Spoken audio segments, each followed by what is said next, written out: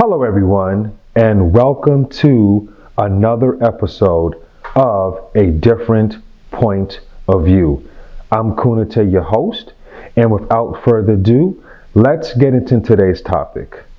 So, today I want to talk about pastors and the relationship between pastors and money. So, let me tell you what sparked this conversation. I was talking to a very good friend of mine some time ago, and he said to me that he doesn't really believe in going to church or church as a building structure because he doesn't want to spend his hard-earned money to give it to some pastor who was going to drive around in the Benz while he's taking the bus. And that is a sentiment that I have heard many times before. And I just have a lot of mixed feelings on that. Well, first of all, I would rather you just say that I don't want to go to church, because a lot of people use it as a cop-out for just not wanting to go to church. And guess what? You have every single right to just not want to go to church. You know, hey, you worked hard all week. The weekend is to yourself. You just want to relax. You don't want to have church as a commitment. I understand that. I'd even understand if you say you don't want the financial commitment of church. I get it. But don't do this disparaging thing where you're going to play some kind of moral, spiritual high ground simply because you just don't feel like going. And even if we go with the argument of you don't want to give a pastor your money, even that argument I have some problems with, because it costs money to keep the church doors open. I mean, you cannot sit in a church and not participate financially. These institutions, there's heat, there's electricity, there are other expenses, there's the kitchen, and people eat in the church. So you cannot sit in a church, take up all of the resources, and then not want to participate financially. No, that's just wrong. So that's one of the main things that I have a problem with. The other thing that I have a problem with is this: there seems to be this double standard, right? Is that because you are a pastor, there is an expectation that you be committed to poverty. And serving God or doing God's work has become synonymous with being poor. Well, that's just something that I just fundamentally disagree with. Because the thing about it is that a rapper can grab a mic and rap about killing other black people. He can rap about selling drugs, doing drugs, getting high, having multiple women, wearing the latest designer clothes or European car, and there is an expectation that he gets paid. Part of the reason why you may be attracted to that rapper is because there's an expectation of wealth, or there is an image of wealth. And nobody has a problem with them getting paid. A female rapper can rap about her vagina for 3.5 minutes and disparage guys because they don't make a certain amount of money. Broke ass N-words.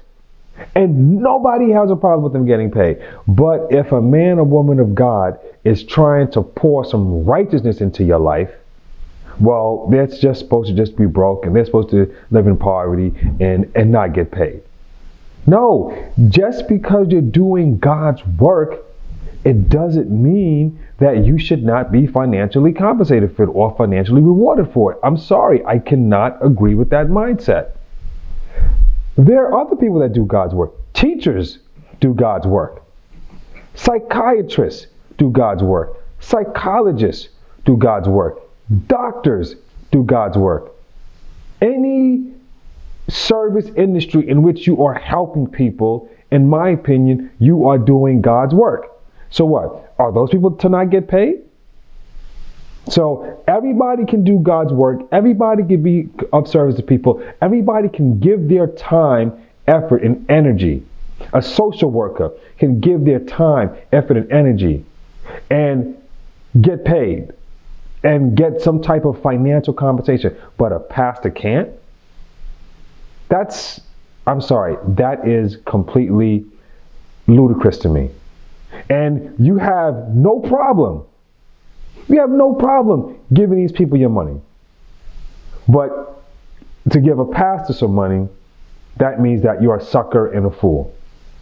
No, I can't get with that. However, let me say this though. Although I don't have a problem with pastors making money, money should not be the impetus as to why you are pastoring. So the best example that I can give is this. If you have a crystal ball, right? So let's just say that you want to be a pastor. And if that's what you want to do, the first thing I'm going to say is great, wonderful, but check your motives.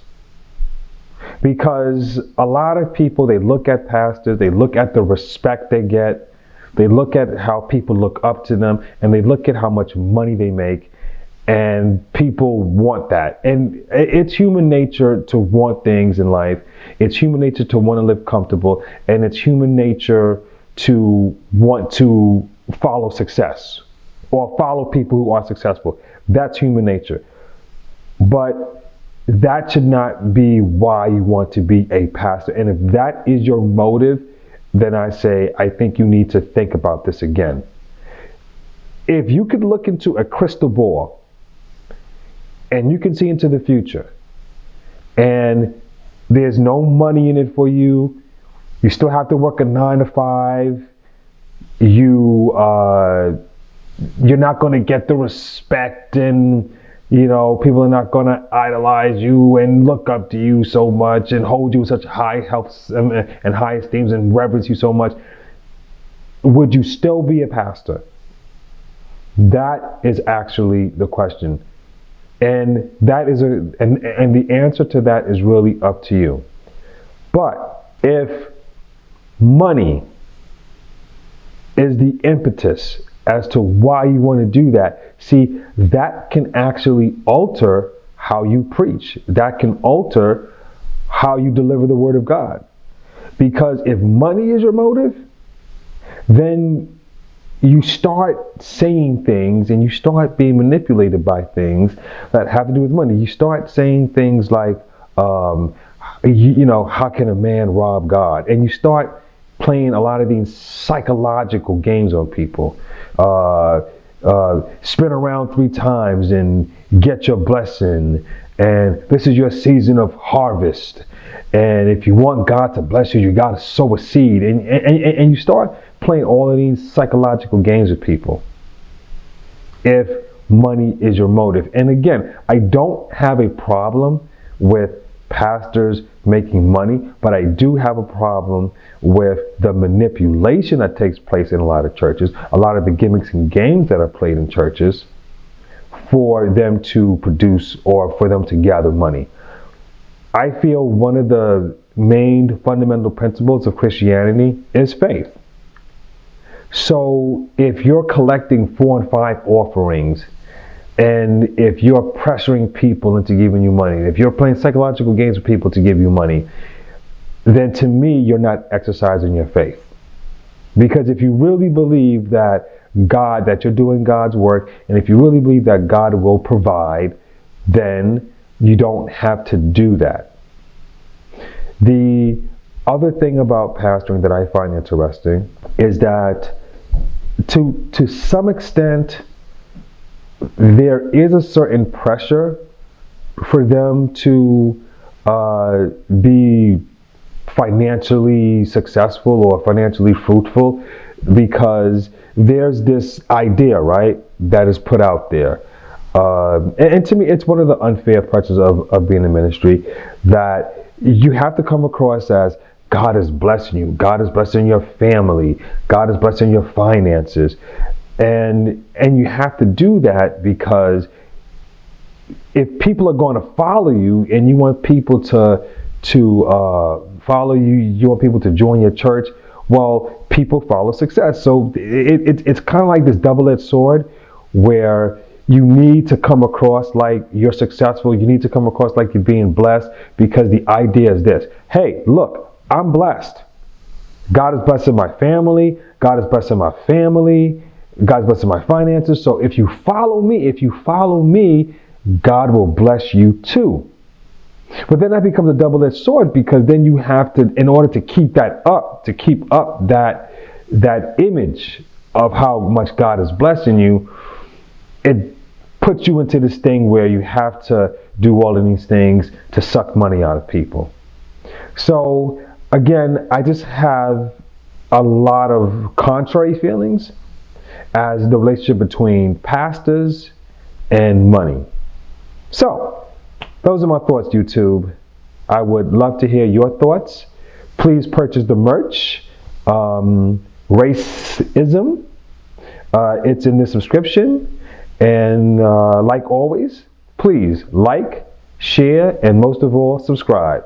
This is another episode of A Different Point of View. I'm Kunita, your host. Peace.